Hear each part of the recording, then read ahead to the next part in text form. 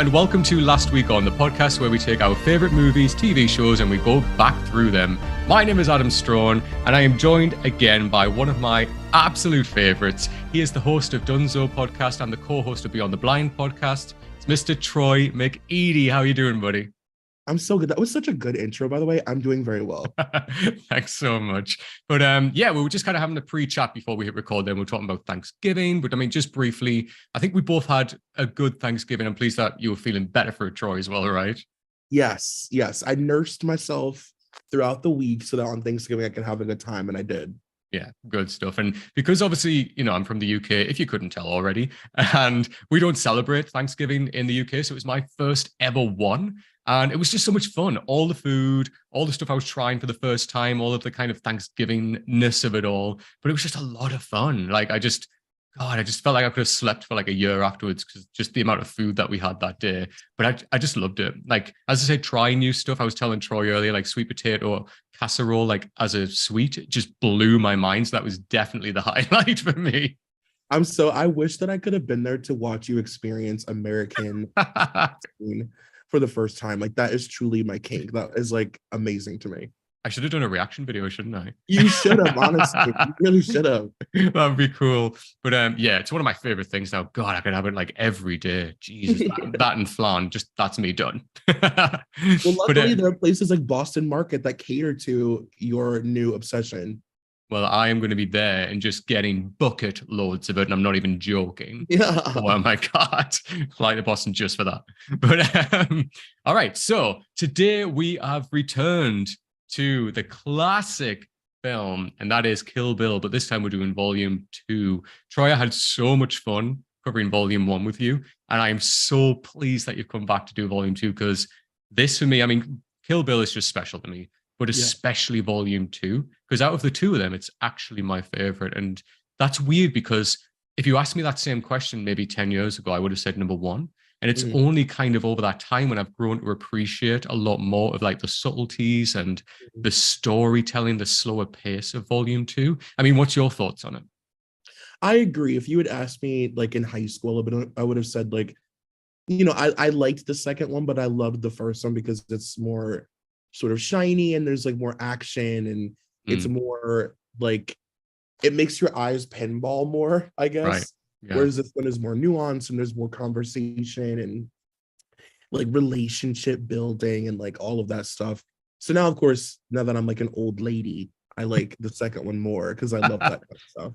Yeah, I couldn't agree more. I think it's one of those movies that you do grow to appreciate, don't you? Like when you get older and a little bit wiser and you watch like movies with a kind of different eye than what you used to watch when you were younger. I was exactly the same. Like I'd watch the first one. I just loved all of the action. It was all well shot. It was so like, you know, fast paced. It was exciting. And then to watch the second one, I even remember going to the cinema to see the second one. And obviously I was a lot younger and I was just like, oh, this feels a lot slower and a bit boring in places. But when I go back to it now, God, I just appreciate it so much more. I think it's such good storytelling. And I think one of the main things as well, which I think is fantastic in comparison, is that the first movie for me is like the samurai movie, but the second movie is the kung fu movie. So like in the first movie, you see like, you know, a lot of like the bride, she's using the sword, like that is her instrument, right? And in this movie, there's a lot more kung fu from her. You know, there's a lot more using her hands, scrappy fights. Like the sword is still there, obviously, that's part of her identity. But just everything, like, you know, the way she kills Bill, the fight that she has with Elle in the trailer, like all of that, it's all hands. And I love the difference in that. And again, just the subtleties that went straight over my head when I was younger. I was like, give me more action. But like, I just love little things like that. And we'll obviously talk about them as we go through the movie, but I just love that touch. I agree with you. I feel like the last time we talked about it, we had discussed like the importance of the sword. Yeah. And like how the first movie did such a good job, like setting up the sword being like this big deal. And then in this one, like we've established now how deadly she is, you know, and like the sword is an extension of her, but she doesn't like need it to be deadly. So it's cool to be able to see her be a little bit more like creative and scrappy with how she people. 100%, yeah. And just I love as well that we get so many, there's like 2 major Chekhov guns moments like in this movie, and I love when they happen. And then I love a good payoff. in a movie, Yeah. and we get that both times. Oh, I love it so much. There's a lot of like, it's very self-referential, this movie. We get callbacks to stuff that happened in the original. Obviously, the way the film starts is exactly Mhm. that. But again, we just get those little moments when we go, oh yeah, I remember that in the first one. I remember that character beat. I remember that moment. I remember that reference. And it's Yeah. just so clever. And you can tell like both films were obviously filmed back to back, right? And it was obviously a decision to split them. And I kind of love that because they're very different in pace. And it makes Yes. sense. Absolutely makes sense, right?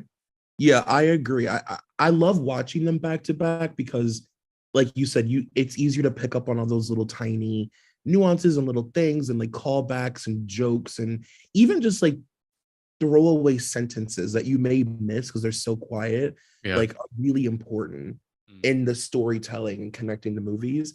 But I just love the second one, the way that it's paced and Mm. and do you think in the first one that she's like gone through a lot and you kind of feel like, okay, like by this time this is just going to be a bloodbath and she's going to just go kill Bill? Mhm. But like the fact that she doesn't really reach her like full come to Jesus rock bottom until this one Yeah. makes it even more special. Like this movie really is the one that tests her. The Mhm. first one doesn't test her the way this one does. Yeah. 100% agree. Like this movie, yeah, as you say, like she gets beaten back a lot more in this movie. And we see that. I mean, that's both physically and emotionally. Like she Mhm. really gets beaten back. And the emotion on like Uma Thurman, like is that goes up to 100 and beyond. Like Yeah, there's certain scenes when you can see the entire scene on Uma Thurman's face alone. Like yeah, that's it. And it's just, I mean, it's magnificent. Like even just the introduction of Bill when we actually get to see him for the first time. David Carradine's wonderful as Bill. Like hit that cold, dry delivery, and that it's just perfect, right? But I have to say as well a little fact I read about Kill Bill 2. So this movie went out to a test audience, and it was just at like one cinema. That was it. And normally when the movie goes out to test audiences, they pass out cards to each audience member, and that's just for like at the end, write down your comments and what you thought, and then you pass them back to like the production team, right? right. When this movie ended, everybody stood up and gave the movie a 10-minute standing ovation. And Whoa. because of that, they didn't bother passing out the cards. They thought, well, that's answer enough. Goodness, 10 minutes. 10 minutes standing ovation. Isn't that wild? Yeah. I mean, I try and like whenever I'm doing like a podcast recording for something, I try and like put myself back in the place of like seeing it for the first time or hearing it for the first time. Same. And I was thinking, like, my God, like I can't even imagine, like, because I can't remember. I know that I loved this movie, Yeah. but I don't remember what it felt like to watch Uma Thurman in this movie for the first time. And I'm sure I was gay gasping the whole time.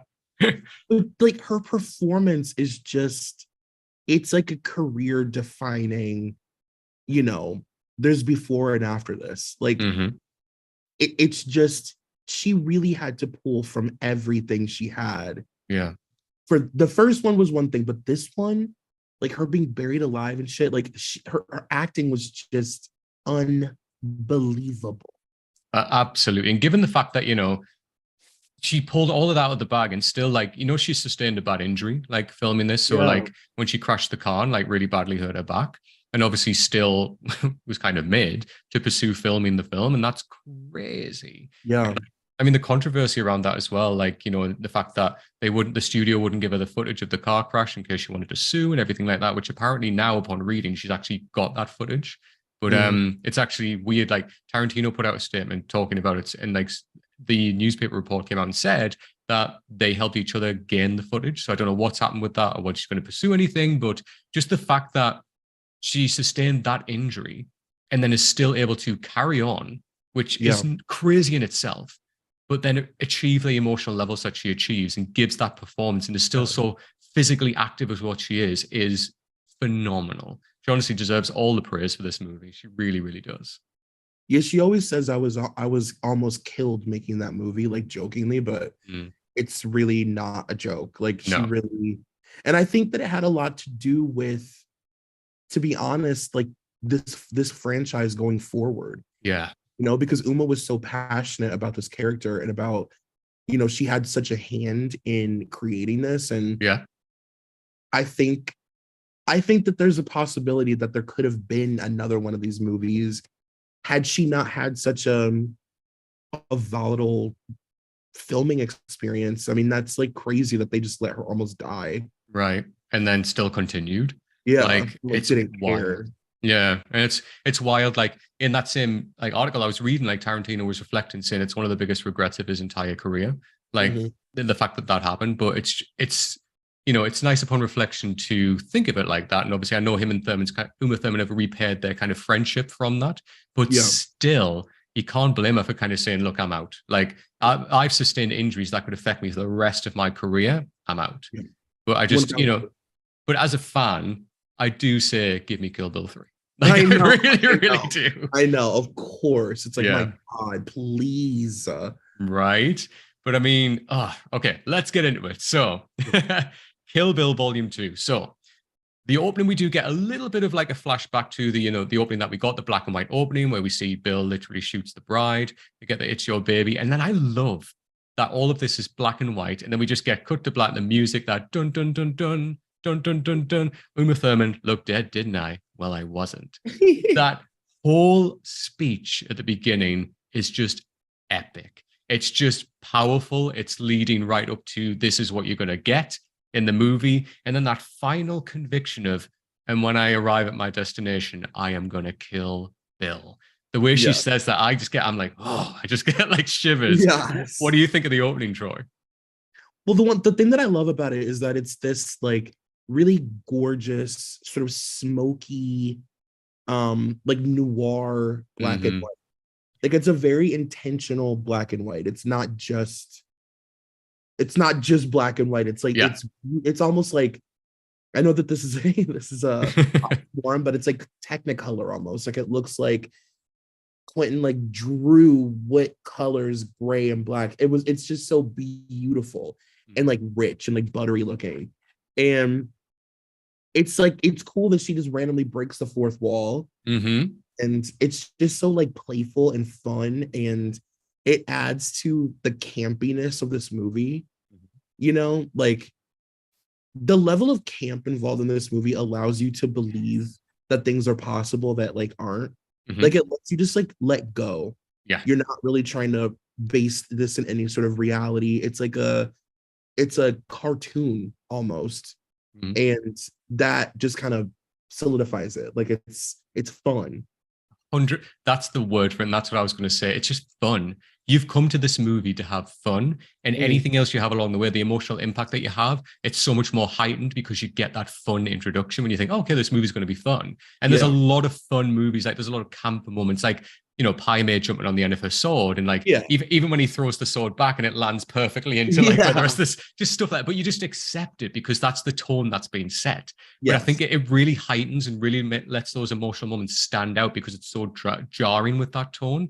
And that's Hmm. so clever. Like the ending hits me every time. Just Yeah. Uma Thurman kind of crying but laughing in the bathroom. Perfect. And it's Oh, so different from, like, as you say, like the campy funness of this second movie, which is just brilliant. But yeah, yeah. perfect opening. Love it so much. Then we get the noir kind of continues, right? Where, we go to, it's chapter 6, Massacre of Two Pines. And then this is the church. This is where everything happens. And what I love about this is that we've gone back in time. We know what's going to happen because we've seen it, right? We've seen the Mhm. first movie. We know the massacre that's going to happen in there. But I love it's like a slow build to that moment. It's like tension. Even though they're just sitting there to dress rehearsal, like she's sitting there. Arlene is her name, and she's sitting with Right. Tommy, who this is her other life, right? This is like her leaving Bill. She's pregnant. This is her escape. This is her other life, and this is her way out of this deadly viper assassin life that she has. Mhm. And I love like just the pace of this. She's sitting there chatting with her friends, like they're going through like the dress rehearsal. Samuel L. Jackson plays like the piano in there, and it's just saying, "What song do you want? Do you want this song? I can play that." And I just love the relaxedness of it, but at the same time, in the back of our mind, we know what is coming. Yeah. Yeah, I agree with you. It feels very like earned. Mm-hmm. The thing that I love about Quentin's directing and how, when he does this sort of like retelling of this moment back in time, like time bending thing, Mm-hmm. it doesn't feel like he's doing it just for the sake of like being stylized. Yeah. It's actually like a very earned, like you said, we know that this moment is very gruesome and gory, and like it is the defining moment of this whole film. Yeah. but we never get to see it. And he knows that for this entire first part of the movie, all we've done in our minds is fantasize about like how gruesome this was, how it led up to it. Mhm. Like we've been obsessing over it in our minds because it's the reason for the movie. So then Yes. open the second movie with this scene and finally give us this moment that we've been waiting for to see how this all played out and to finally get an understanding of why Bill did it.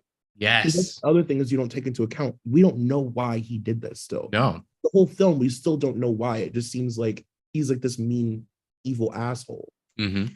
Now it's like we're starting to build Bill's character and understand like his emotional direction. Like why did he do this? Yeah.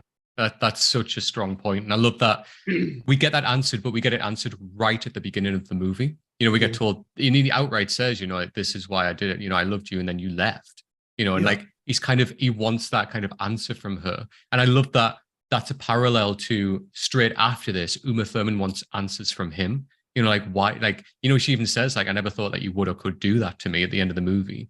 And like, Mhm. he just kind of says, well, that happened type thing. Mhm. And it's just beautifully played.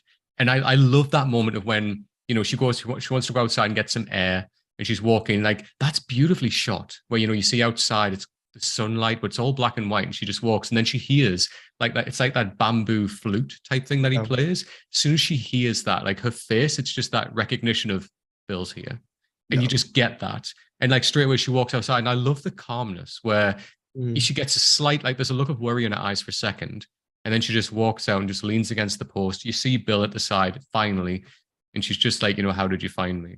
And just Yeah. the calm moment, because you get a few calm moments from them in this movie before the utter chaos. But those calm moments you just relish in because you know what's coming. And it's beautiful, this moment when, she faces him, the shots of the feet where like she takes a step forward, you see his feet step forward, just all that. It's so beautifully played. And you can just feel the love between them, Yeah. even though we know what's going to happen, right? Yeah, and I think it's important, like you said, the love between them. It's important for us to understand that, to really understand this movie. Mm-hmm. Like at the end of the movie, none of this will mean anything if you don't understand how much these two love each other. Yeah. And it's not one-sided. They love each other. And Mm. love is nuanced. And it takes this whole film to understand the layers of their relationship and that what he did to her was vile and Yeah. evil. But in their world, it's like a thing that almost makes sense in this sick way. Mm-hmm. And all of it makes sense to them in this like really fucked up way. Mm-hmm. But like you don't get that unless you go through the whole journey. Like you have to, and that's why this movie requires it to be such a slow, it's more slow. You need it. Because Mm-hmm. like otherwise there's no emotional element to what she's doing. And at the end of the day, this is like the most emotional response. Like you have to understand the weight of it, you know? Right, absolutely. And like, because Bill was such a mystery, as you said, like in the first movie, like you only ever saw his hands, like you saw his hand on the sword, you heard his voice, but that was it. It was this Yeah. mystery that hung over the entire movie. And of course, that's one of the like the drawing kind of lines of like why you come back to the second one. Why did Bill do it? But also, will she kill Bill? But also, will Yeah. she get her daughter back now? There's like three things that hang over. And I love that one of them is just instantly crossed off. And of course, we explore it more later on when we go into the movie, the big conversation they have at the end, and we kind of get each other's point of view at the end, which I think is played beautifully with like the Superman metaphor and everything like that. But I just love that. There's no kind of it draws a line as well, in distinction between that was the last movie, this is the next movie. We're Mhm. doing something different now. And I think that's really clever with that. But Yeah. also, I love the dialogue. This is classic Tarantino dialogue when they go back inside the church. He's like, "Oh, call me Arlene," and like comes over and he's like, "Oh, hey," and like, "This is my father." Oh my God, like all of that brilliantly Mhm. played. But then I love when Bill says to Tommy, when he's like, "Isn't it bad luck to see the bride in a dress before the ceremony?" And then Tommy says, "Oh, I like to live dangerously." And then Bill says, "I know the feeling." The Yeah. way David Carradine delivers that line, when you know what's coming, it's like dramatic irony, right? Like they don't Yeah. know what's coming, but we as an audience do. And when he Mhm. delivers that line, you just feel it. Like the way he stares him in the eyes, his cold, dry voice when he says it, it's just perfection. Honestly, David Carradine, was fantastic in this role and deserves all the praise for Bill, because he really brought that character to life in a sinister and also loving way. Mm-hmm. Yeah, I think to successfully to do to be an actor in a Quentin Tarantino movie, it's almost like you have to understand that there's like a little bit of humor Yeah. in everything. Yep. Even if it's like the tiniest little itty bitty bit, like even Mm-hmm. if it's just a line, there's humor. Yeah. And that line, like that's so sick and funny. Mm-hmm. Like it's such a twisted, gross, evil, sadistic thing to say, and it's funny because Mm. Bill knows that this guy's about to be murdered, like Yeah. typically, and that he's just like this blubbering fool, Mm-hmm. and he's making fun of him. And Yeah. it's so sad, Yeah. but also really funny. Yeah. You know what I mean? Yeah. And I also just have to say, like, because I'm such a dork about this stuff, the black and white in this scene is so different than the first moment. It's so much more like saturated and sort of like it looks like it was left out in the sun. Mm-hmm. It literally looks like the film was left out in the desert. It's Right. not rich at all. Mm-hmm. It's like grainy and it's just so beautiful. It's so cool. Yeah. Isn't it just, I think you're right, like left out in the desert, it just matches where they are.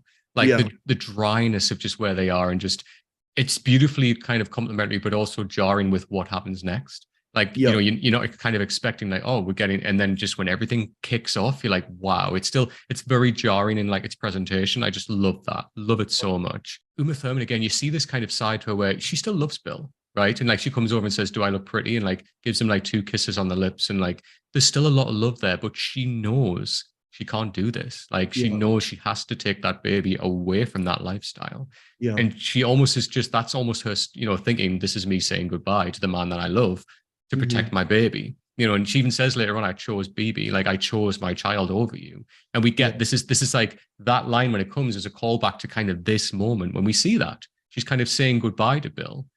And he's obviously not ready to let go, because that beautiful camera shot, as it pulls out of the church, goes past Bill and everybody, and then we see the 4 of them walk into view. That camera shot is epic. It's so good. And I love that, we don't see all the gratuitous kind of violence. We just see them go in. We hear the screams. We hear the guns. The camera pulls away up to the top of the church. And we know what's happened, right? We already know what's happened. And sometimes the best horror for me works when sometimes you don't see what's happening. You just hear. And that, because you create everything in your mind. You think, Jesus Christ, anything that happens in the dark, if you hear something that's happening and you can't see it, you can just hear the result. That for me is always so much more frightening, because it's a mystery. And like, although we know what's going to happen here, just the fact that we don't see it and we hear the screams, for me is just so much more horrifying, right? Yeah, there's nothing scarier than what you can create in your own mind. Right. Being told to be like, it's like the movie Signs. It's really scary up until you see the thing. Yeah. Because the scariest thing is imagining like what it could be. And like you are going to instinctively create the worst image of what you think is scary. Yes. So in that moment where it's like all you can do, like you said, is imagine all of these, say, very well-meaning people that you've got to know in the last 5 minutes. Yep. That are like just like nice, dumb people. Yeah. Yeah. They're presented as very kind of like simple, just chill, very normal people that are like well-meaning and like care about her. Or like this version of her, they care about her. Right. It's really sad. It is. But just beautifully played, like with the tension that builds up. I should say it really emphasizes it more because they seem like lovely people that are there to support her. Yeah. And then just when we know what's coming, and then when it does come, it's, even though you know it's coming, it still hits because we've had that extra. In the first movie, they were just bodies on the floor. But here we've gotten to know them a little bit more and see the characteristics. And we're like, oh my God, like this impacts us so much more. It's just beautifully played. So then obviously we cut from there, we go and properly meet Bud. So then we kind of meet him. He's in his trailer. He's out in the desert. Bill's obviously traveling to him saying, look, like he's there basically to warn him, right? He's asking him, have you kept up your sword play? Have you kept up your martial arts? Because, and I think he even says the line, you've got to start like preparing yourself because she's coming.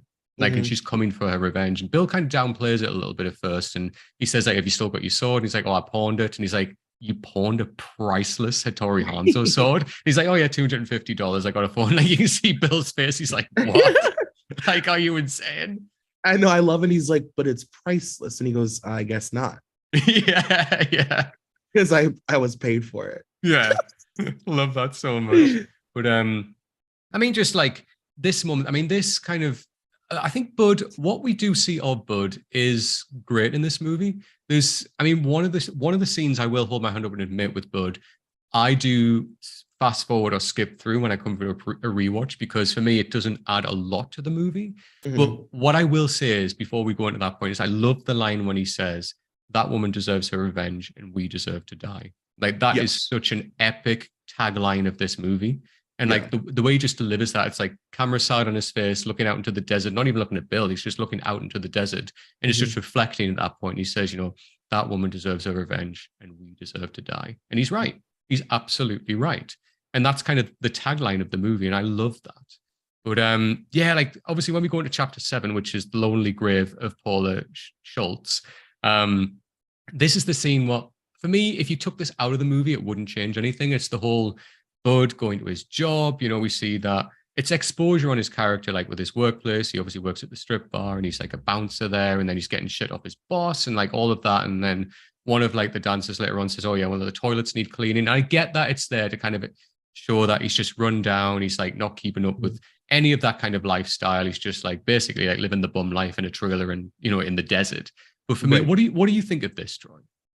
Well, it's ironic that you say that because when I was younger, when I would watch this like religiously, I would always fast forward that scene. And like only that scene, like there is no other scene in the entire film, 1 and 2, that I fast forward. Yeah. Always just that moment. And like watching it back this time, like I do understand, like you said, why it's there. We have to understand these people's lives, even if they're on screen for just a couple minutes. Like even Vivica Fox, like she was on screen for what, 10 minutes? Yeah.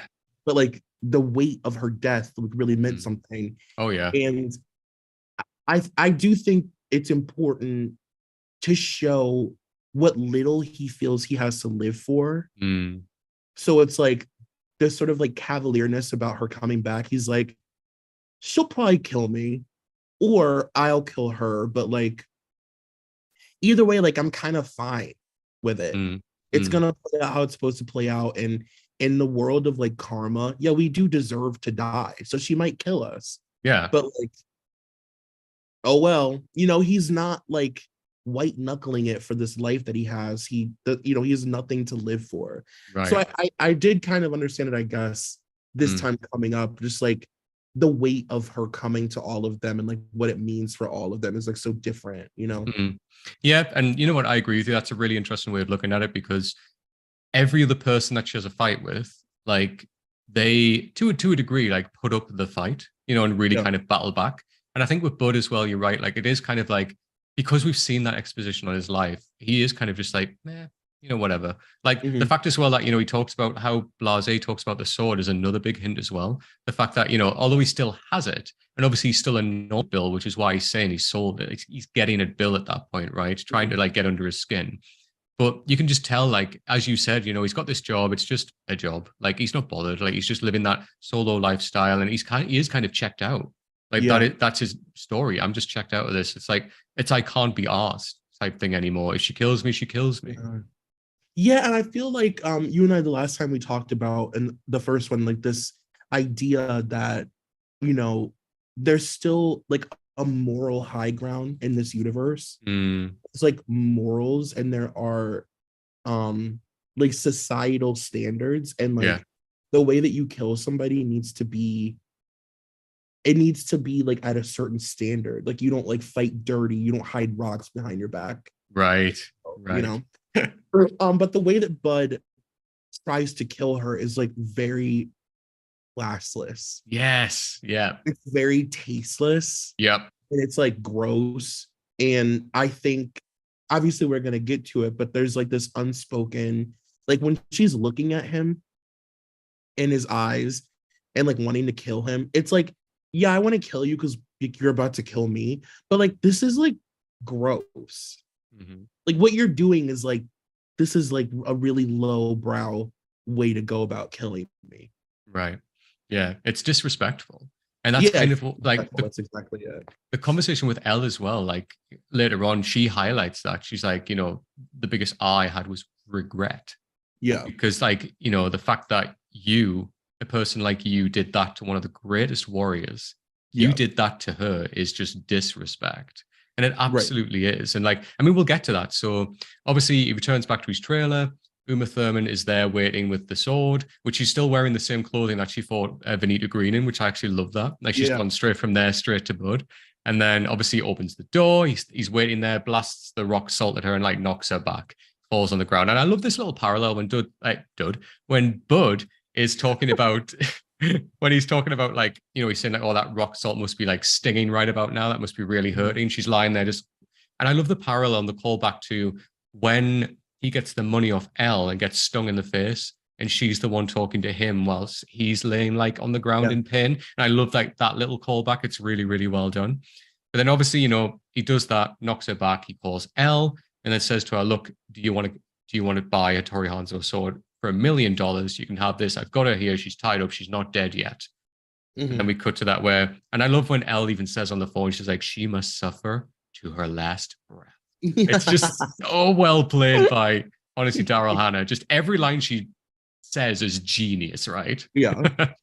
Yeah, she's like an Inspector Gadget villain, like, or like Mhm. she's like an old cartoon villain. Like you expect that she's gonna come in with like a, I don't know, like a cartoon, like she just is like drawn. You Mm. know what I mean? Like I can't believe that she's a human person, but like in the best way. Absolutely, yeah. And again, it goes back to that campiness of the movie where you just accept it. You don't Yeah. question like she's a bit OTT. Like, Yeah. you just stan her because she's so good in this movie. Everything is delivered with that campy conviction. As you said, it's very cartoonish, very like evil villain. She's got an eye patch on for God's sake. But Right. it just works. It just works so well with the tone, and it's nicely carried over from the first movie as well. Elle's a great character. I really, really think she's performed really well by Daryl Hannah. She just kills it. But Yeah, there's something interesting too about the fact that she just shows up. Like she's very stylized. It's like you expect that she lives in this like Bond villain house, mhm, but you don't know. All yeah. you all you can do is sort of like fill in the blanks about her life Mhm, and like make it even more rich and like more interesting because she's so like there's you don't know anything about her.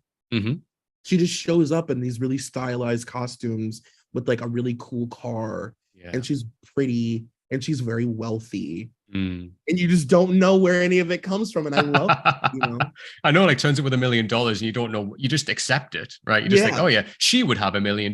You don't yes, question why. you don't know But why, you just I know that she know. would, yeah. But I love as well, like what's really nice and kind of drawn on what we said about Elle in the first movie is, like she's jealous of the bride, right? She's Mm, jealous of the fact that, Elle's the other woman, right? So like Bill loved the bride. She loved Beatrix. And I love yeah, that the fact that, you can see even in the movie, Bud got a Hanzo sword, Bill got a Hanzo sword, and obviously Beatrix got a Hanzo sword. It's all the people that mean the most to Bill. And I know that the bride obviously went to Hattori Hanzo and asked for the sword herself. But Elle obviously sees that and thinks, probably, well, if that bitch can have a sword, I'm yes, worthy of a sword. And yeah, that's why as soon as Bud offers her the chance, she's like, yep, what do you want for it? I'll be there, right. and rocks up. And I just love that. And Um, even that, it's like the way that she goes about getting it is like not noble. yeah, It's yeah. gross. Like, and like in this universe, like karma is real, Mhm. and the way that these people go about things, like it's immediately met with like the universe like giving them back what they deserve times three. Like Yes. karma exists in Kill Bill. Hmm. Massively. The next scene, obviously, when Bud is standing over like Uma Thurman, she's tied up on the ground and like, is basically saying to her, you're going to go into the ground tonight. You're Yeah. going into the ground tonight. And, they're kind of being smarmy about her. And then like, I love like the moment as well. And he's like, he shows her like, the pepper sprays it, like the mace, puts it near her eye. And he's like, right, I'll burn your eyes out. Which one do you want? Do you want this or do you want the torch? Like the flashlight. And she's like, just nods angrily. That But moment.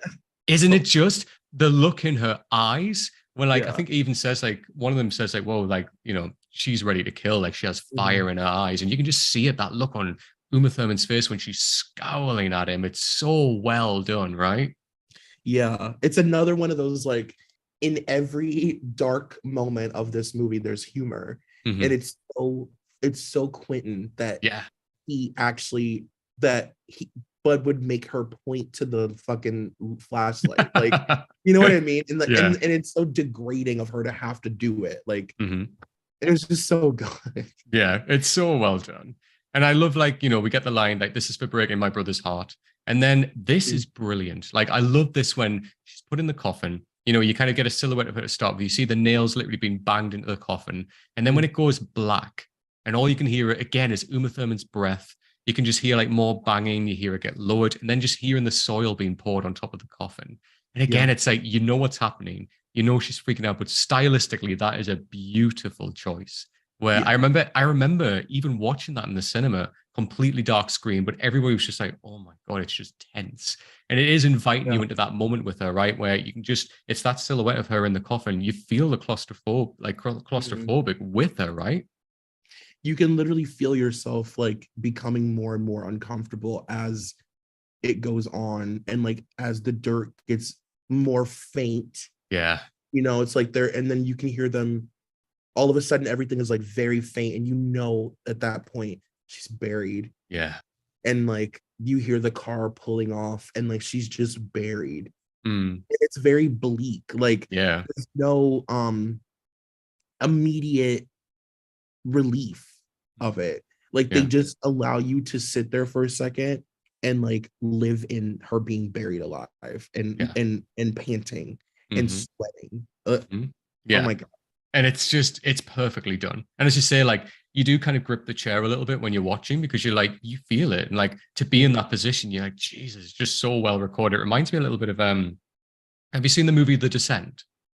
Yes. The horror movie. So, like the scenes of when like go down underground, this brilliantly shot claustrophobic moments when like they're in those tight crawl spaces and you're like, oh my God.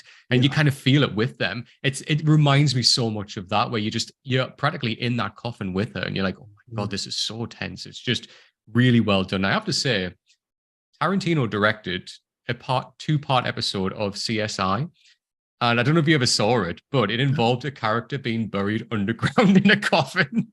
Are you kidding me? I'm like floating off the ground right now. What are you saying? Seriously. So like he did a two-part because he loves like CSI. I'll send you the link if I can find it.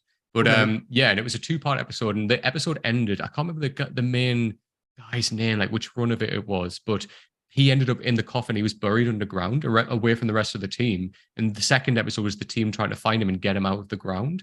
But Tarantino did both episodes. It was epic. That's amazing. I know, right? And the only reason why I knew about it is because my parents watched like CSI religiously.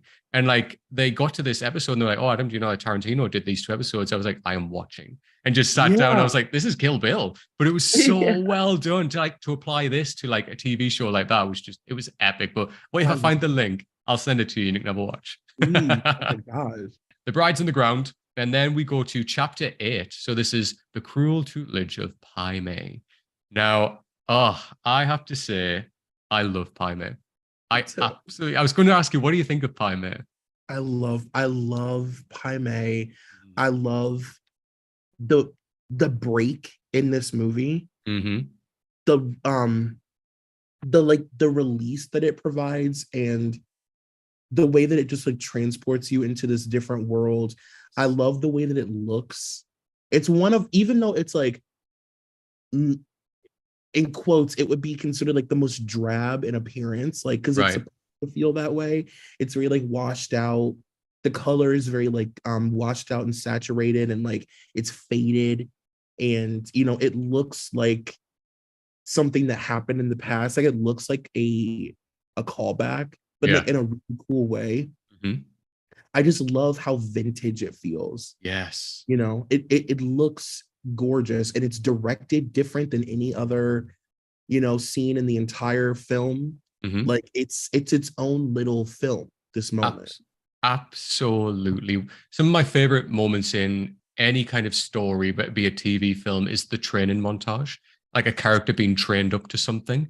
All of this, you're right, it's a different style of movie. This is very much kind of this is like harping back to like those kind of, Asian cinema movies where it's like kung fu based and everything like that, but stylistically beautiful. And I love that we get the introduction to that. This scene is gorgeous, one of my favorites, and it's just Bill with the bamboo flute again, telling the bride the story of Pai Mei. So we get that introduction before we even meet him. And that scene is gorgeous. It's like just them two around the fire, in an encampment somewhere at nighttime. You can hear the fire crackling as he's telling the story.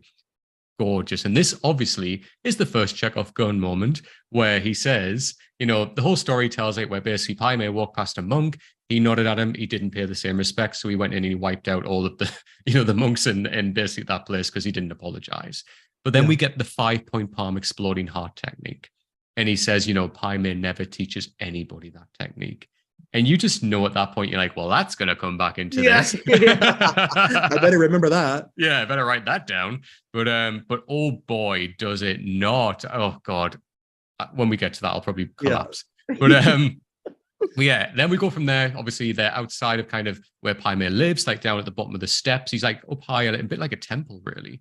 And then, he says to the bride, look, he'll teach you, just literally obey everything he tells you. No back talk, no sass, no anything like that. And he even says, he'll pluck out your eye, or he'll snap your back at anything like that. And then, I love that he when he says he hates Caucasians, despises Americans, and has nothing but contempt for women. And it's like, oh, well, this is going to be fun. I know. And Uma is so good at, switching in and out of her sort of old Western identity and the new Uma, the Kill Uma. She's so sort of bubbly and excited and eager to learn and in love and young, and you can just feel it. She's such an excited, ignorant student, and but she's not what's the word I'm looking for? She's not tarnished by this world yet. She's excited about all of it still. Right, exactly. Yeah. And it's lovely to see that. And that adds more to her character growth. So even by the end of it, when she's hitting the board and eats the rice and everything, she's even different at that point because she's so beaten down.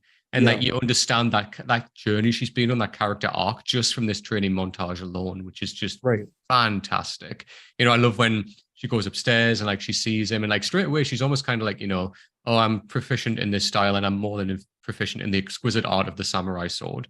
And Pai Mei just laughs it off. He's like, well, that's just laughs that's nothing, and moves his beard. It's his so beard. Good. I love it. Oh, I can't get over it. Just so good. Just that movement alone is fabulous. So good. And then, the demonstration when she gets the sword and does everything. And he's just if you can land a blow, then I'll call you master. I'll bow down and call you master. She obviously can't because he's incredible. And just, their fight and everything, Uma Thurman, it's great to see her let loose like this, just the physicality of that role and just how the training comes to life and the way that Uma Thurman obviously trained and brought that to life. It's just epic. I love this moment. It's very campy as well, as we said, standing on the sword and doing a backflip and throwing the sword back into the stand. Yeah. I just love this. And I think Pai Mei and her play off each other really, really well. Yeah, they do play off of each other really well. It's a buddy cop film that you didn't know you wanted. Right. You know what I mean? And it's so funny to see him sort of making fun of her, but also being in a weird way proud of her. Yes. He doesn't want her to see that he's really excited to teach her. There's just a lot of nuance happening there. And but it's respectful. It's campy, but it's so respectful to the movies that it's inspired by. Absolutely. And it's how you do a montage, by the way. I 100%. Feel in recent years when people started making fun of montages, they forgot that they used to be a really effective way to move a story along. Right.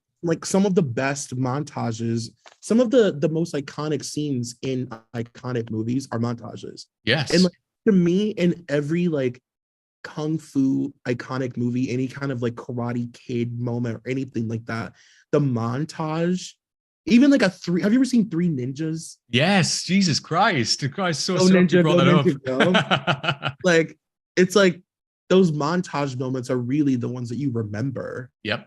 Effective, 100%. You think of the Rocky movie, the montage of him training, running up the steps in Philadelphia, those are the iconic moments. And Yes. this, you are absolutely right. It's so well done. The fact, I love the red silhouette with them in shadows when they're fighting alongside. I love that it starts off, it's like just Uma Thurman, then he joins her later on and they fight together. And like even just teaching her the move, I know the Chekhov's gun moment when we get the move with the hand and just that punch. And he says, he even says to her, can you punch through this board like I've done? And she's like, oh, I can, but not from that close. And he's like, well, then you can't do it. It's like, what if your enemy is like inches away from you? You've got to learn to do this. And obviously that's when you think Chekhov's gun, that'll come back into it, obviously, when we see that later on. Yeah. But what I love what you said, Troy, and I really want to pick up on this, is his admiration for her. And that comes through in this. And I think that for me adds so much depth to the Pai Mei character. He's not just a vicious, assassin or like a vicious kung fu master. He's got admiration when he sees it and he'll really push forward with that. Like in the little moments of when, she starts to like really get into grips of like that routine of like hitting the board when he's stamping his stick and she's like, ha, ha, ha. Yeah. And like is in that rhythm of like hitting the board and you see he just moves his beard and just smiles. That little moment is fantastic. Yeah. Just all of that. But then obviously the rice scene as well.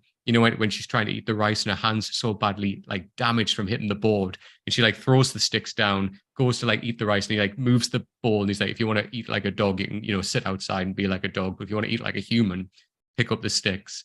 And then when she manages to do it and you kind of struggle and you watch her struggle. Yeah, but I love that but I love that she does it. And obviously, he's teaching her there, like, you've got to keep dexterity in your hands. You'll lose that by fighting. But just the look on Pai Mei's face of joy when she does it is everything. That for me is like, it's the moment where, as you said, it's admiration. He's like, she's got something in her. Yeah. And when you find out at the end, like he taught her the move, it's because of those moments that worked up to that, right? So special. And it's like, that he wouldn't waste his time otherwise. Like, yes, Bill literally said, like, he'll just kill you. Mm-hmm. Like, he literally would just like break your spine. Yeah. He was like a waste of his time. Mm-hmm. So the fact that he feels the need to like even devote time to her just proves that he like really cares about her and like really sees something special in her. But yeah, that moment with and again, I'm such a dork for this stuff, but like the lighting and the color of that scene with the rice. Yes.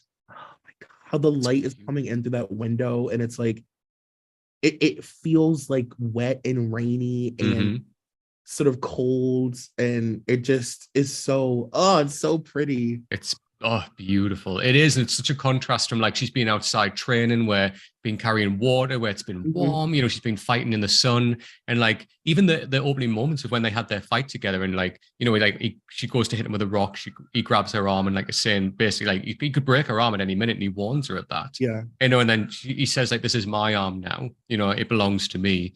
And then she's even saying like, he's even saying like, are you going to train up and make it stronger? And she's like, yes. And he says, that's the beginning. And that's the moment when he sees something. But you contrast that to this, as you said, you feel the cold and the damp and how freezing it must be. Even like when Uma Thurman's asleep and you see her with her hoodie up and like she's dreaming about punching the board and punches the wall. I just love it. So good. Isn't and I'm so glad that you brought up the rock scene. To me is so important. Yes. Yeah. I think it's one of the most important scenes of the whole movie. Agreed. I think that it symbolizes the difference between the way she fights and the way that her teammates, the way that they all fought, and also including Bill. Yeah. They did something dirty. Like them coming to the church and killing her, that is the equivalent of hiding a rock behind her hand. Yes. Like Bud shooting her with fucking rock salt. It's like, that is that. You know what I mean? It's just gross. Like it's tasteless and gross. And it's almost like anybody can do that. Like any like shitty person who doesn't know what they're doing can hide a rock behind their hand and like hit a person like Pai Mei who's like skilled. Sure, you could do that, but it's like tasteless. Yes. That's such a great point that you brought up there. It's so prevalent to the whole movie. Like that's the point when she becomes the assassin that we know. It's from that point when, that throwing the rock out of her hand, that's almost him saying, get rid of all that shit. You don't need that anymore. What I'm going to teach you to do with this arm, that's what's important. And that's when we see that old side die, kind of, the because all she's kind of known from this point is like being trained by Bill and like being part of the Deadly Viper Assassin Squad. She's obviously seen that style of fighting, but he's Mhm. that throwing that rock out of her hand is the transition of get rid of all that. That's gone now. What I'm going to show you is important. And like all the time he's testing her, all the time. Yeah. So even when he's been like vile to her, you know, and he's like saying these horrible things to her, he's looking for a reaction. And that's Yeah. him testing her to see like, am I going to get any sass? Am I going to get any back chat? It's Mhm. him testing her the whole time. And that you're right, like that moment with the rock is so important because this is then we get the assassin bride that we then know from the rest of the movie. And it's just it's so powerful. It's phenomenal. Yeah. Mm. Yeah. It's the sass thing too. It's like, yeah, am I going to get, because then we know what that looks like. You know, we Mm-hmm. know like, what it looks like for you to be a disappointment to him. Yeah. It looks like L. Yeah, exactly. And you'll wear that for the rest of your life. You know, and Yeah. it's just, so good. So good. Honestly. Pai Mei is just one of the highlights of this movie. Yeah, But absolutely. but yeah, then we go back to the coffin scene, right? So we go back, and again, like I love the slow crawl of this whole scene. The music as well, that Western music is beautiful. That Yeah. plays. So like, you know, Oh, he's my favorite song in the whole both movies. isn't it gorgeous It that makes me cry. it's so uplifting though. You know, just Yeah. that dun dun dun dun dun dun. It's just Yeah. But I love that you see her struggle and like how hard it is to get that knife out of her boot. So like you Yeah. see her moving her feet and then kind of like edging down to get the boots off, and you can, right? And like it's like an achievement unlocked on a game. Like it's Yeah. just the fact that she did it, and it's just when she gets that knife out of her boot and you hear the music play and she kisses the knife, it's like that moment of it just lifts the whole scene. And Yeah. again, like, you know, I love as well, like everything she does is physically you see her do. It's like moving the torch with her like head to like put it on her Mhm. neck to like then get a better view of like cutting the rope. And just that moment of when it comes open and she's like, and that's like, oh my God, I've done it. Right. Keep Yeah. going, get it open. And then Yeah. just that moment knocking this for me is iconic. Knocking on the coffin and then finds it. And just that line, okay, Pai Mei, here I come. And Yeah. just that hand and hitting. It's funny, like when this movie first came out for years afterwards, I just go up to my brother and just do that on his back. Like just at random points. just I feel like that was randomly. like a thing like you had like as a young person, I would do that and be like, okay, I will. And I used to think it was so Yeah. cool that she would do it until her hands bled. I thought that was like so badass and like that you could see the skin ripping and Yeah. just like so. But in that song, it's like it's so perfect for the scene. Mm-hmm. It's like almost the purest Western emotional Western song I feel like I've ever heard. Agreed. Like it is the truest definition of like a Western song. Yeah. And Yeah. it's that the horn in the background doing that little like like Yes. that's her, you know, like oh it's so good. It's beautiful. It is. It's like pure spaghetti western, like in this Yeah. film. And then I agree, like that's one of my favorites. But my absolute favorite is the music that plays when she's actually killed Bill and he stands up. That Oh music, whenever I hear that, I get a little bit teary. It like lifts me up. It's so yeah. strong. But this music for that slow crawl and the way the music builds with her as she's getting more accomplished and getting out is just perfect. It's Yeah. so good. And as I say, when it reaches its climax, I love as well, like that shot of her, like she's climbing up through like the mud and through the dirt, and you kind of see her in the background as she's climbing up. And then we get the very Buffy season 6, episode 1, hand out of the ground. And then smacking down, and like the music stops there when the hand comes out, and it's just perfect. Mhm. Obviously, she's kind of getting pulled a little bit back in, pulls herself out. But this is the comedy of the film when I love when she's like walking towards the calf and Yeah. like she's going across the street, like just smoke, mud, everything coming off her. And the guy's face, and he's just like, what the fuck? Just going towards the cafe. Like a woman has literally crawled out of the cemetery across the street and she's Yes. coming to order water. Mm-hmm. Like, may I have a glass of water, please? It's just and like at that point, it's like you're so emotionally invested in her journey. The thought of her dying that way is just so it goes against everything that we know at this point. And it's like, no, like you have to get out. And I feel like at that point, Quentin knew This music is perfect for this scene. This is like you won't be rooting for her more than you will in this moment so far. Right. This Yeah. is the moment where you're like, you are like your heart is tethered to this woman. You Yeah. know what she's been through. Mhm. You know what she's capable of, and you know that this is like a really gross, like just fucking hillbilly ass way to take out the most deadly woman in the world. It's sick. So Yeah. she deserves this moment. Absolutely. And like the fact that, she overcame that. Like she crawled out of her own fucking coffin and Yeah. like, went through the dirt and literally came out and like was just like, right, that was pure hell. That was disgusting. But Yeah. I'm not gonna stop. And it just shows you that determination, that will. And as you said, you are behind her the whole way, Mhm. because like we want to see her get her revenge. We want to see her meet up with her child again. And just like it just doesn't stop her, it doesn't derail her. Of course, we have that moment of reflection and like, how am I going to get out of this? But she just overcomes that. And we just get to see that beautiful emotional vulnerability to her in that coffin, but it doesn't stop her. And then we get this chapter 9, Elle and I. So then obviously Elle's driving to Bill. Elle is driving to Bud. She's going to go and pick up the sword, which we know. But then I love that we see like the Uma Thurman shots of her walking through the desert. Like, just that beautiful heat you can see as she's walking through. She's just Mhm. barefoot. So it obviously must be burning hot. And then I love that she like climbs up the mountain. We kind of see down and she sees like Elle arriving at Bud's trailer. And then again, we get the classic siren, the zoom in on the eyes. Wah, wah, wah. Yeah. She's like, these two are going to die. And then, yeah, this whole conversation I love, by the way, between Elle and Bud. This whole scene is just fantastically done by both actors. Like Bud's just Yeah. so, again, blase, like, swords over there. Is that my $1 million in that bag? Yeah, then it's your sword now. Just so blase. Hands are like this slushy drink full of alcohol. And it's just like, he just gives her that. And I love like the conversation when he says to her, look, what do you feel? What's the biggest R that you feel now? Is it relief or is it regret? And that's so important for the next Mhm. part of this scene. Because obviously, she says, oh, a little bit of both. And he's like, no, that's horseshit. Be real with me. And she's like, okay, it's regret. And he's like, right, Yeah. fair enough.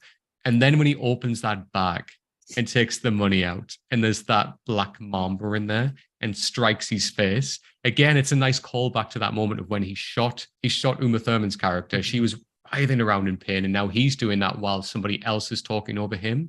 But Yeah. what's nice, and I think is clever about this, is it's not Uma Thurman herself, like not the bride who killed him, but it's still a black mamba, and that's Uma Yeah. Thurman's character's name, the Black Mamba. So in Yeah. a way, it's still an extension of her taking out the Deadly Viper Squad because it was the snake that she's named after. And I Yeah. love that little reference. I think that's fantastic.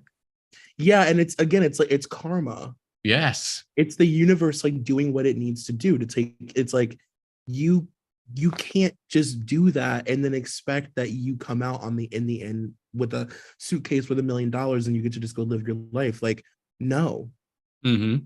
that's not Exactly. how this universe works, Mm-hmm. And I love that they spend so much time in his trailer too, Mm-hmm. because it's such a it's like an I Spy book. Yeah. It's like the set is so cool. Mm-hmm. It's so like well done. The whole thing is just like so rich, Mm-hmm. and you just want to like look around. Even the moment where he's making the like that like gross margarita, and Yeah. he turns on the blender and you can't hear her for a second, and then he Yeah. turns it off and you can, and it's just such an interesting set piece. Mm-hmm. And I just like love being in that trailer. It's just Same. so cool. Yeah. Same. And like the payoff for that as well is like the fight scene when they're grabbing every single item and throwing them at each Yes. other. Like, and it's just full of those moments when you're like, oh shit, like they're doing that, they're doing that. And Yeah. it's like it's dirty, it's gross, it's not like like contrast that with when the bride fought against like Lucy Liu's character or Rennie Yes. She, that beautiful outside with the snow falling, very Yeah. respectful kind of fight, right? Compare that with this. And it's beautiful with the scrappiness of the fight that happens in there. It's the Mhm. perfect surrounding that complements that type of scrap because it's literal Yeah. scrap, like what he lives in. And it's gorgeous. And as you say, like it's so well done, everything's so well placed, and it's so believable of like Bud would live there. Like Right. it's so well. And as you say, the blend is filthy when you see the, when he's like pressing the buttons and it's just gross. Just all of that, like the spit cam that he has, just all of it is gross. But it's so well Yeah. done for that character. And it's funny because it's like, even though he, I know obviously we're gonna get to it, but even when he's dead, Mm, um, his presence is so felt in their fight mm. because they're Oh yeah. fighting in his world. Mm. So it's like Bud's spit can and Bud's toilet and Bud's Yes. bathroom and Bud's, all of his shit is everywhere. So it's like he's very much like in it still. It's just Yeah. funny. He is absolutely. And even like during the fight when like she literally L rolls over Bud's body, like to Yeah, yeah, dodge a yeah. move, and you're just like, what? It's just so good. Yeah, So totally. good. Yeah, you are, and you're absolutely right. That's a great way to put it. They're still in Bud's world, and that's exactly what that scene is. As he's kind of lying there riding around, and the L's like reading to him about the Black Mamba facts. And I love Yeah. like just that little moment of gargantuan. That, I love that word. I've always looked for a reason to use that word. And just Yeah. like just that little cutaway of that, it's brilliant. So obviously then, Bud dies. She gets on the phone to Bill and says, "Oh, I found him dead." She released a black mamba into his trailer. And she's like, go smoke some pot. I'll be there shortly. This fight is just everything. Is this your favorite? Everything. Fight. Yeah. So I have to say, like, there's a special place in my heart for when she kills Bill, and that little kind of the microscope of that fight is just everything. But in terms of overall fight, I think it's this one. Me Just too. because I love the scrappiness. I love the lines in the corridor. Like, it's just so well done between them. It's just so vicious. It's so scrappy. Like, everything from it. The moment, like, Uma Thurman's fighting with no shoes on, for God's sake. Yeah. And you feel every single punch in this. Oh. You feel every single connection. Like, when Elle at one point stands on her feet and you feel that. Like, the moment of when, like, Uma Thurman grabs the lampshade and hits Elle with it, and like she grabs a guitar and starts to fight with her. Like when she gets the sword out of her hands with a chair, and just every punch. As I say, she rolls over Bud's body at one point, and like all of that, literally throwing each other through the rooms, putting the head in the toilet, flushing the toilet, like throwing the spit can on it. All of it, I think, is just so impactful. It's literally tearing down that trailer so these two icons can fight. Yeah, it's choreographed beautifully. Yeah. You said every connection feels so intense. Like even the moment where she kicks her in her chest and she falls back into the corner of the table. Yeah. And see her body slam against the corner, and it's so intense. Like it just feels so real. Yeah. And I love it because it's a small space, and the camera is like very up on them while they're fighting to make so that you understand that they are literally fighting like a foot away from each other the whole time. Yeah. Because there's nowhere to go. The point that like even when she tries to take out her sword, she can't even get it out because it hits the wall and it goes back in. It's like they are up. It's like a cat. It's cats in a bag. Yeah. Literally. And I just love like the closeness of it. There's nowhere to escape, and they have to be really scrappy because they can barely turn around. Right. You know? Yeah. And I love as well the moment when they both kick each other and they fall back and we get the split camera. It's almost like they're just evenly matched at this point. Yeah. Like there's not one above the other. They're like perfect parallels of each other. Yeah. And then obviously they both get back up. We get the fight again, and just, it's fabulous. And like, again, when Elle, like just the conviction from Daryl Hannah when she's like, hi-ya! And like just kicks her back into the wall and you hear her. And then she's like, right, I'm going to go and get the sword now. And I love that moment of when, like the bride's like taking a breath. She's just like, and like just spots the sword and like reads it. It just reads it so innocently. I love that. Just the old man I ever loved, Bill. And like just stands up. Yeah. Such a nice delivery. This hallway scene, like I am campaigning for a spoken word lip sync on Drag Race to be done to this hallway scene. Yes. Oh my God. Me that. Yeah. Can you imagine two drag queens on either side of the stage doing this amongst each other? Give me that any day. Queens love Kill Bill. Exactly. We people love Kill Bill too. So yes. Perfect. But I think I can probably do this line for line. If I'm honest, I just love it so much. It's so good. Like just the delivery between them, like, Uma Thurman's standing there, even though they've just kicked the shit out of each other. Uma Thurman's standing there so still, so calm, so proud. And like, just the moment she like turns the Hanzo's sword to him, and she's like, "Oh, he said he pawned it." And like, Yeah. I love like Elle's really playful in this moment. Uh-huh. She's like very playful, very villainous, and like, Yes. and then you get like Uma Thurman's character is just saying things very dry, very straight, like, "I'm going to fucking kill you." That's her tone, just very dry. Even just the delivery. Guess that makes him a liar now, don't it? I Just don't. very dry, and just the moment of L B. Just the little bits between them. What did you say to Pai Mei to make him snatch out your eye? And like the way like she delivers, like, I killed, like, I killed Pai Mei, I killed your master. Yeah. And like all of that. And I love that how evil she is when she's laughing. She's like, I poisoned his fish heads. Like, it's so good. And like just laughing about it. It's perfect. And It like, makes me laugh really hard when she says like, I killed that miserable old old fool. fool. And then Yeah. they show her and she's like, you miserable old fool. Yeah, no, that kicks him. Yeah, when she kicks him down, it's so like when he has the fish head and he's like, it's so like it's so camp and Yeah. theatrical, and the music raising up in the background. You know what I mean? It literally is a cartoon.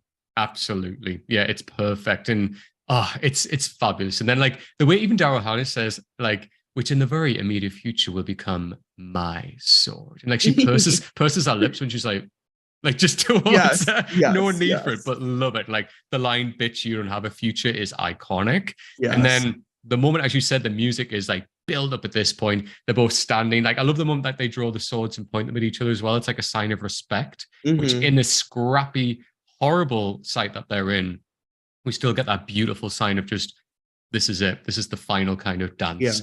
And then when they rush towards each other in the hallway and we get the close-ups of their faces, the zooming in on the eyes, and but just those cut shots that yeah, yeah. and then when she snatches her eye, that is just, I remember when I watched that in the cinema, people cheered. It was just Yeah.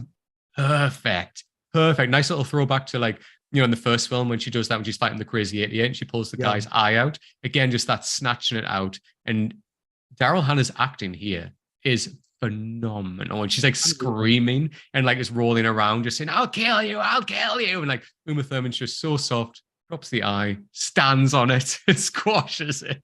What's your thoughts, Troy?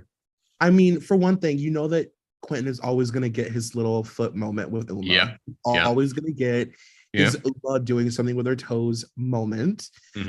Just like hilarious. But yeah, I mean, it's so well acted, and it's so like it's a boss fight. And obviously Quentin had like a very clear understanding of that we're going to be looking at this as this is the boss fight. Or like this is like that fight in a video game that leads to the boss fight that it's like when have you ever played Resident Evil? Yeah, I played every single one. Okay, all right. So in Resident Big Evil, fan. like, you randomly enter a room and it's like, oh, there's 8 grenades and there's 12 machine gun rounds and lots of herbs. Yeah, I wonder why. What's going on? And a typewriter. Yeah, that's so weird. I wonder if I'm about to fight. Yeah, like it feels like that. And yeah, like you said, I love when the cameras like pan up on their faces and it's like, they both have these big blue eyes, and it's like these are Bill's girls. These are like Bill's ladies, fighting each other. And yeah, and then the moment when she does rip it out and it's just pure silence. But no, you're right. And like I love that, she just leaves her there. And that is a fate worse than death. Can you imagine? Like you're in a trailer in the middle of a desert, you cannot see where you are. Like, no idea where your keys are for that car. And even if you find them, how are you going to drive away? And like, I just love the moment of when she's like screaming around in the bathroom, like, trying to get up and she just can't see a thing. Obviously in masses of pain. And I just love when like the bride just looks over at her like that and then just walks away. Yeah. And she just thinks you're defeated and just leaves her to die. And I think that's so representative of what she thinks of Elle, but also it's comeuppance again. Elle is this nasty, vicious character who nearly killed the bride in her sleep. Orders Bill, of course, but she took pleasure in doing it. And it's just that moment of, it's that comeuppance. It is that revenge. It's that just, you got what you deserved. Even the way she killed Bud. Yeah. Is gross. Like it was not noble. You know what I mean? Absolutely. It's not the way that they go about things. And I love that to add insult to injury, there's like a moment right before um right before she leaves, where Elle like face plants into the mirror and shatters the glass Yes. all over Yeah. her face and hands. And Hmm. it's like it truly is worse than death. Yeah. Like and it's what somebody as vicious as Elle deserves, you know? Absolutely. Yeah, absolutely. Yeah, and that is a beautiful moment of like, she'll never see that reflection. Like it's just literally Mhm. like the whole sight of that has been shattered. It's Yeah. just, it's gorgeously played, so well played. And just the slamming of the door at the end as well, just to kind of cement the end of that is Yeah. fantastic. And then we go to the last chapter, which is literally called Last Chapter, Face to Face. Yeah. So obviously this starts, and again, this was one of these scenes when I was younger and I'd watch, I'd be a bit like, because obviously she drives to see the guy who it's Esteban, who Bill, obviously he was always like a father figure to Bill, right? So she goes to see Esteban, who's like a pimp, and like, but she knows like I will need to go to him. He'll know where Bill is. What's your thoughts on this scene, Troy? This is another scene that I infamously used to fast forward all the time. Hmm. But also like I can't express to you how many years I spent quoting this man. Yeah, yeah. With my mother, which is like actually so inappropriate, but me and my mom just like thought he was so funny when he goes when he's like you could be one my lady. Yeah. He's so disgusting, Yeah. so gross, but his voice is so memorable. Hmm. Yeah. Um and now that I watch this as an adult, obviously I look at this as a little bit more nuanced. Like Same. I understand now, we just had this fight between Elle and Uma. Hmm. And it's ironic, like Bill obviously he had a type, Hmm. and the way that he pitted these women against each other and sort of would clearly replace them. It's almost like he like had learned what he knew from this man. Hmm. Sense. Yeah. You Yeah. know what I mean? Like, Hmm. and you look at him and you think, wow, it's so gross that this guy's talking about literally slicing the faces of these women, but Hmm. like it feels no different. Yeah. Hmm. They the same. Yeah, you can see that learned behavior that like Bill's taken as well. Yeah, it's like especially when one of them, the girls, comes over and you can see the slice like on her lips, and just Mhm. that moment of when like Uma Thurman looks up at her and kind of like looks away as if to say like shit, like I recognize this behavior. I Yeah. see like why Bill chose him as a father figure, Yeah. and then she's kind of playing a game with him as well. Like absolutely, she knows that she just wants information from him, and like she just earns it. She says, look, like, and even he knows what Bill's like. So he knows like this is gonna happen. Like, and just that conversation between them is meaningful for that reason. And I'm pleased that watching it again, like when I watched Kill Bill 2 the second time, I didn't skip anything. I watched it all through. And I'm so pleased I did. Because as you said, the nuances in these scenes, like they just mean so much more for those character moments. It's perfectly coherent within the film. It just makes sense. And like Uma Thurman's reaction on that straight away, it tells you everything you need from that scene alone. It's really well played. Yeah, 1000%. And it looks beautiful. Yeah. Oh God. Yeah. It's stunningly shot. I love Mm. the scene where she's driving and the camera is behind her and her head is just kind of like Yeah. bobbing on the Bobbing. road. Yeah. Gorgeous, Hmm. stunning. And it's like all of the colors are now very like bright. Yeah. We're like in this really tropical, gorgeous location, and Hmm. everybody's wearing like these neons, and it's stunning. It is. And like I love what Uma's wearing. Like we've got this Yeah, long like blue dress, but also like the big kind of skirt at the bottom and then this black leather jacket over the top. And yeah, those glasses, iconic. yeah, Like what a look. What yes. a look. And I love that that's the final look we get her in. Like just Mhm. like like this skirt and everything, it's iconic for the end of this film, which is just fantastic. But then, Yeah, yeah, she obviously finds out Bill's location and then she goes to his home. And I love this. It's very kind of like a spy, like breaking in, like the way she's doing it. She's suddenly got a gun, which is the first time we've seen her with a gun, and Mhm. like going in and like, kind of peering around the corners. And I love the slap in the face that we get watching, as well as what Uma Thurman gets when she goes around and sees BB and Bill. And they're just like, bang, bang. And like, you're dead, mommy, so die. And she's yeah, just, Uma Thurman's acting for the rest of this film here at this point is just pushed beyond 100. Like yeah, the look on her face of like pure shock, pure like, oh my God, there's my daughter. Like she's alive. Just Bill's there. Like, how's he got? You see it all in her face. Like even when he's talking, like the tears are coming down, and then she just plays along. When Yeah. she like is like, oh, Phoebe, because she knows that's what her daughter would want. That's what would make her daughter happy at that moment. Yeah. She just plays along. She's like, whoa, and like throws Yeah. herself around and falls down, pretends that she's dead. I mean, it's just great, right? I know, and I love it. She's like, what does she say? Like, I should have known. Yeah. You are the best. The best. It's so cool. It's the acting is just unbelievable. And it's like she also like doesn't want to scare her kid. Right. Because it's like she just walked in with a gun. She's about to shoot Bill's head off. And yeah, all of a sudden it's like this, it's a complete 180. Yeah. Mm-hmm. And I think it's interesting, you mentioned that she brought a gun. Mm. It's our first time seeing her with a gun.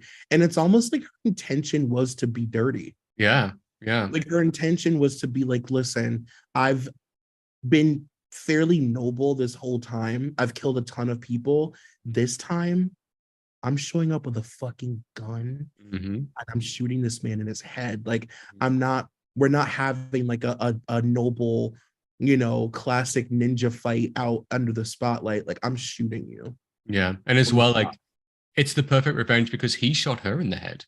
Exactly. So it's almost like the moment of, you're going to shoot me, I came back from that. Let's see how you like it if you get shot in the head and see you come back from that. It's just, it's really, really nicely, like a nice little throwback to the very beginning of the movie as well. It's really well played. And then I love all of the dialogue here. It's like, we've had this build up of this movie where we've had like, she's been trained. We've seen the fight with Elle. Like it's been building. And when we get to that point of when she spins around, she's got the gun.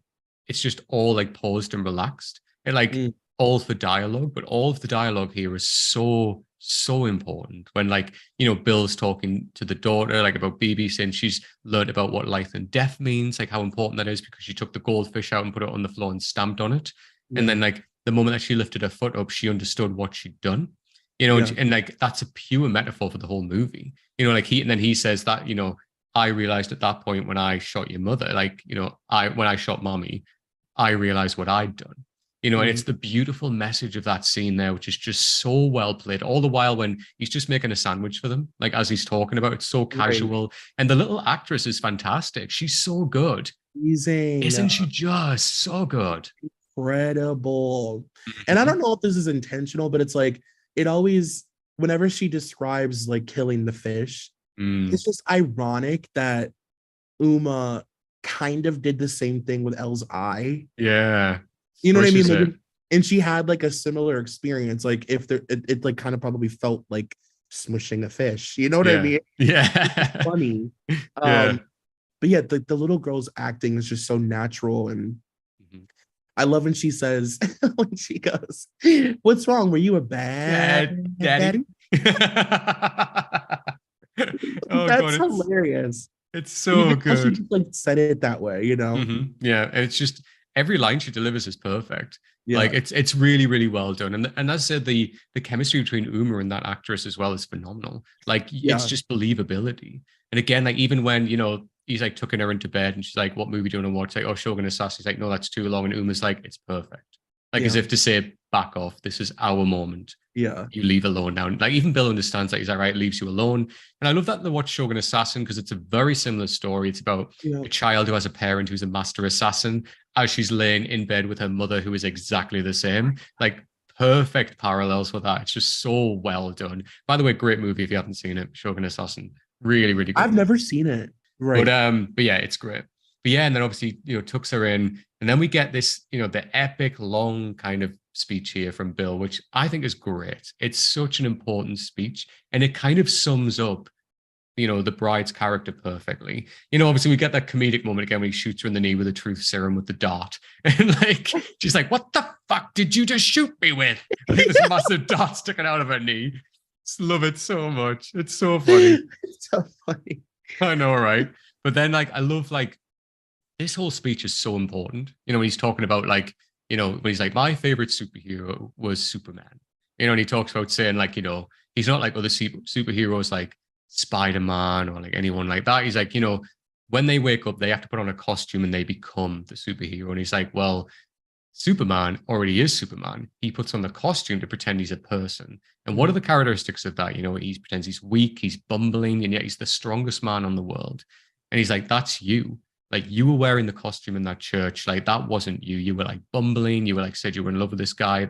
He's like, well, some dumb fuck. And like, you know, is talking about him and saying, that is you. You were putting on this costume to play somebody else, but really you are that assassin. And then it's an interesting point, but then I love when Uma Thurman comes back and she's like, yeah, but I chose BB. That's why I did this. That's why I did all of this. That's why it's so important, because I knew that you would take her. I knew that she'd be raised in this type of lifestyle around assassinations, around crime, everything like that. I didn't want that for my child. And you know, she even says the line, she was like, before that stick turned blue, I was your girl. You know, I'd do anything for me. I'd jump from motorbike to moving vehicle, which by the way is a reference to a Michelle Yeoh movie when she does that. So Oh, cool. Michelle Yeoh does a stunt when she goes off, like jumps off a motorbike onto a moving train, and that is a exact reference to that movie. And I Tarantino love actually said that. himself, it's really cool. But yeah, and she's like, but when that stick, after that stick turned blue, I became a mother. And that's so important for this whole film. I mean, Yeah. we get that a little bit as well when she's explaining, and she's in the hotel room doing like the pregnancy test scene. And like I just love again how campy that is with the little fight. Karen Kim, like with the Yeah. I know. And shotgun. like even the moment when she says like housekeeping and she drops the pregnancy test, it's like the Yeah. choreography of her, like it's pure camp Yeah. when she stands up and then she like twists the gun and like it's Yeah. just perfect. It's gorgeous. It's like a music video. It's Yeah. just so well done. And then like when they're having the face off, and like again, it's breaking up the tension of the scene with comedy. When you know she's Right. saying like you know check the stick down there, like their instructions are right there, and she's like Mhm. I can read, thank you. And again, Yeah. but I love that she's appealing to this assassin as a woman and as a mother. And I Mhm. think that's so important when she does that in that moment. And she sees, like, you see how Karen Kim reacts, how she leaves. She's like, just go home. And Yeah. she goes home. And that's what Uma Thurman's doing in this, in that she's leaving that life and she's going home. Yeah. And it's so important. Like, it's a nice kind of referential, self reflective moment in that. That's what Uma Thurman's doing. And then it's after that point when she says, like, literally what I said before, that when that stick turned blue, I became a mother. And Mhm. it's that moment, it's that realization. It's so well played, right? It's so emotional. Mm, Like it randomly just punches you in the stomach with emotion. Like, this movie up to this point has been, like you said, kind of like a music video. Like it's yeah. been just like a joy to all of the senses. And then all of a sudden it's just intensely emotional out of nowhere. Mm, And I think that they do a good job of helping you understand the nuances of this weird world and this universe. And you may not like Bill's approach was psychotic, yeah. but she understands why Bill would do something like this in a sense. Right. You know what I mean? It's like they're having a literal couples argument, but Mm-hmm. it's their version of that. And Mm-hmm. it's just interesting. Like they get each other. Yeah, they do. Like opposite sides of a coin. Like even when, you know, she says like, you know, could you do that to me? Of course you could. But I never thought that you would or could do that to me. Yeah. You know, and it's perfectly played. It is this couple spat because they understand each other so well and there's still so much love between them. And it's Mhm. almost like, I can't believe you did this to me. I can't believe you did this to me. You know, and it's just the way that that's kind of brought together this absolute just fire between them, but Mhm. also undercurrented by just that love between each other as well. And like, again, that moment of when they're sitting down outside and then Uma Thurman like stabs her sword down and says, you and I have unfinished business. Yeah. And he just says, baby, you ain't kidding. I'm kidding. I mean, again, perfect. This little fight scene was amazing. I love as well, like earlier on, he even says, he's like, so how are we going to do this? He's like, there's a beach down here, a private beach where we can go at nighttime. It's like beautifully silhouetted in the moonlight. We can have that fight. Nice call back to the Vanita Green conversation when she Mhm. says, there's a baseball diamond, half a league down here. We've dressed all in black, have a night fight. And Yeah. it's beautiful that we don't get that again. We Yep. get like this, the choreography of this little moment is phenomenal. Where like, you know, she spins around in the chair, her skirt flies around with her, and like, you know, they clash swords as well. Like he whips the sword out and like out of her hands. And then Yeah. just when she knocks that sword out of his hand, and when she does the 5 point palm exploding heart technique, the moment that's most epic for me is when she pulls her hand back and you've got the close up of her face. Yeah. She has like three emotions on her face there. It's like, this is the final blow. I'm going to kill you at last. Mm-hmm. I still love you so, so much. Yeah. And I'm killing like the father of BB. Yeah. And it's just the way Uma Thurman captures all of that on her face with just that look. And then that final whack is just, for me, it's poetry. It's just epic.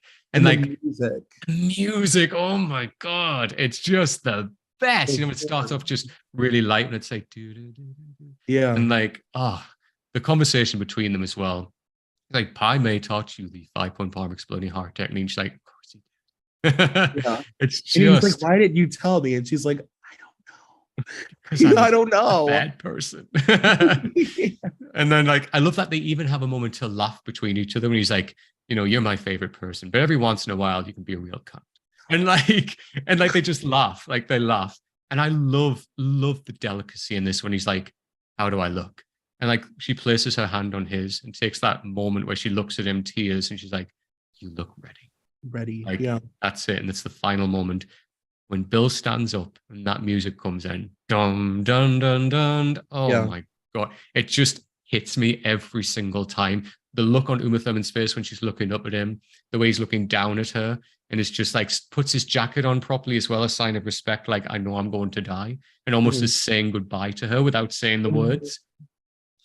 It's just like dripping on him. It's Yeah. just, and it's great that, like you said, it's not like this big explosive, fighting on the beach with swords moment. It's like it's delicate and it's emotional. Yeah. And it's complete opposite of of every fight she's had so far. Yeah, completely agree. It's the complete opposite of every single fight up to this point. It's the only truly emotional fight. Yeah. And it's just gorgeous. It's absolutely stunning. Like the environment that they're in, that back garden as well, is stunning. Mhm. Like the backdrop behind Bill when he's walking to his death, like the dark sky, the green like leaves and like trees behind him, and just like as you said, this is undercut with so emotion, so much love between them as well. And that's the difference. It's the emotion in this fight, and it's that love, that respect they had at each other. And it's almost that I'm saying goodbye to the man that I love. I'm saying goodbye to the woman that I love. No other fight has that. And it means so much because we've built up to this moment and it's perfect. Again, the payoff of Chekhov's gun, we learned about the 5-point palm exploding heart technique. And then when you see her do it, it looks so cool as well when she does it. It's just epic. Yeah. It's so good. I love that we linger on Uma Thurman's face as well when she's just looking at him and just wiping the tears away and just still just watches him as if to say, like, that was my whole life. And now it's over. Now it's over. Yeah. And it's just obviously from that point she gets up, goes and gets BB, goes into a hotel. And like, I love like this ending as well, just the softness of this ending. Again, it's like we stepped into another movie here where the color palette's really soft. She's watching a cartoon, she's just chilling out, laughing. Cut to the bathroom. This for me is beautifully played by Uma Thurman when she's just laying on the bathroom floor. She's crying, she's laughing, she's hugging a teddy bear. And it's just that final realization of her of it's finally over. Like I've gotten out, I've got my child back. It is over. What's your thoughts on the ending, Troy? The ending is one of my favorite scenes, just acting wise. The way that Uma is able to portray the excitement and the sadness and the relief. And the other thing is like, I like that this entire time, even in the first one, they really make it a point to show you her A and B side personalities. Like, yes, yeah. There's the killer, there's the the deadliest woman in the world, but then there's also this like really sarcastic, playful woman who like is actually really chill and like is funny and sarcastic and bubbly and magnetic. Like she's not like a hardened person. She's hardened by this situation and they get revenge, but like this isn't like who she is. And I love that they show like she's able to like let that go at the end. She can fully just lay on the bed and giggle at a cartoon with her kid. She's not like on high alert. Like she's just being herself. Yeah, completely agree. Like that's what I was literally going to lean into here, where in the first film we see the assassin, in this film we see the mother. Like the emotion she shows in this scene. Don't get me wrong, she's very emotional in the first movie as well, in parts, like when she loses the baby, of course, and stuff like that. Yeah. But like, you know, when you see her, like, take that scene, for example, when she's in the kitchen with Vanita Green, she's like, it's mercy, passion, and forgiveness that I lack, not rationality. Like she's talking to a stone, like just a stone cold face there, like a killer. Like the delivery of those lines, it's like, I'm going to kill you. Yeah. And then we get this where the conversation with Bill at the end is completely different. You know, it's just this, it's just flooded with emotion. And again, you're right. Like if she was the same character that she was in the first kind of volume one, it would just be like an assassin all the way through to the end. But because this, we see the mother side where we see the love that she has as well for BB and for Bill. You know, it's a completely brand new side, and it's gorgeous that we get this ending where, as you say, chilling, giggling, watching a cartoon with her daughter. You think like poles apart compared to like the way the first one ended when she's saying, like, you know, she's talking like saying, send this message to Bill, to like Sophia in like the back of the car. You know, she's saying like, you know, I'm telling him that I'm going to come for him, and like you know, I want him to know. And like the delivery of that, and then you compare that to this, it's a completely different side of her, and it's just beautiful. And I love the fact that, you know, she broke Bill's heart by leaving him. You know, she broke his heart. Bill says this for breaking my, you know, my brother's heart. But then she literally broke his heart by doing the 5-point palm, you know, exploding heart technique. That for me is genius. And that writing is epic.